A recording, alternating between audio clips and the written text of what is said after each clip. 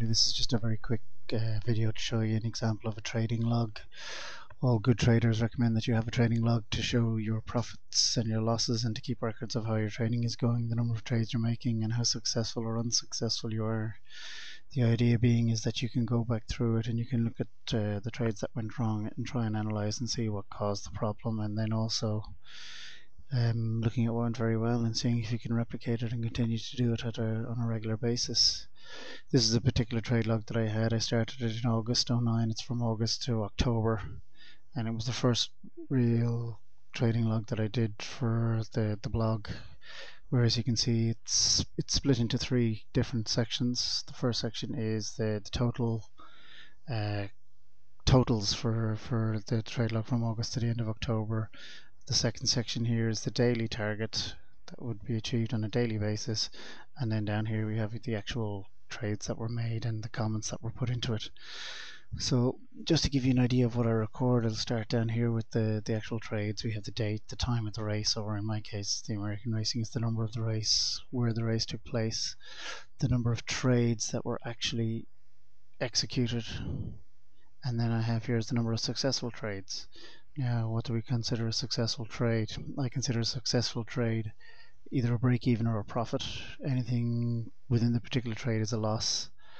I consider that an unsuccessful trade. So, for example, if you look here at Yarmouth, we had 8 trades, 6 of them were successful. So, on 2 of those 8 trades, I opened and I closed for a loss.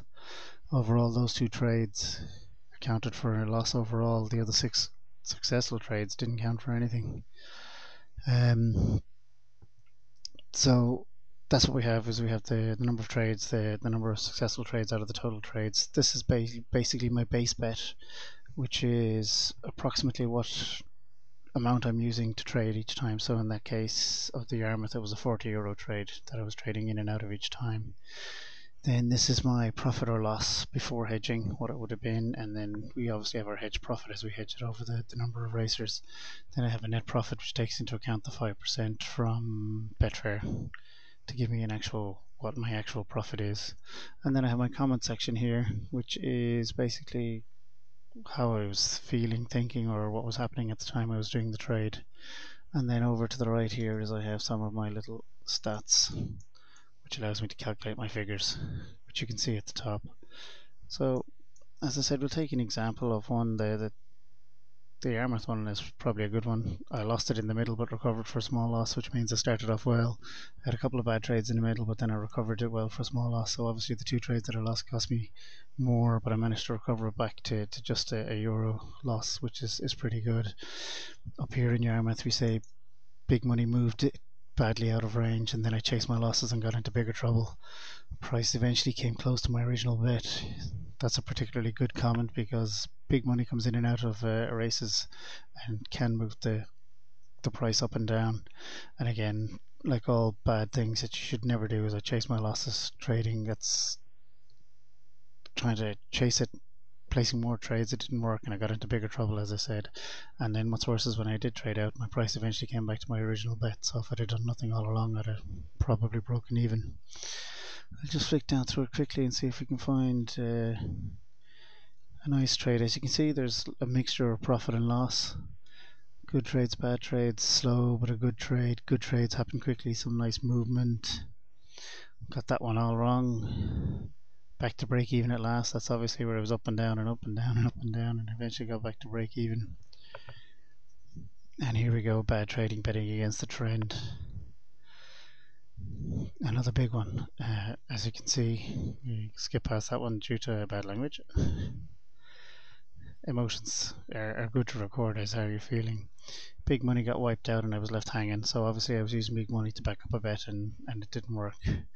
I quit. Obviously not a good time to be trading there. But again, lots of little ones. There's one there, nice good timing, well managed trades, 3 trades, €50, made a €10 profit, well managed. So you get your strings of trades, and as I say, I put in the comments then just to give an idea of what it was. There's bad trade, no liquidity, cost me 347, there was no movement. I knew I was on a winner, obviously got into a good bet and just kept with it. And there we go, 97, not bad for an €8 stake. Obviously I got nibbled at got caught again. That's bad. That's where I wasn't able to close out a trade, and I was so lucky. I laid a bet at 50, and then the race went off, and it caught me. But I was so lucky that I didn't lose. As you can see up there, I had a disaster. I rushed to cancel, but closed off and wasn't.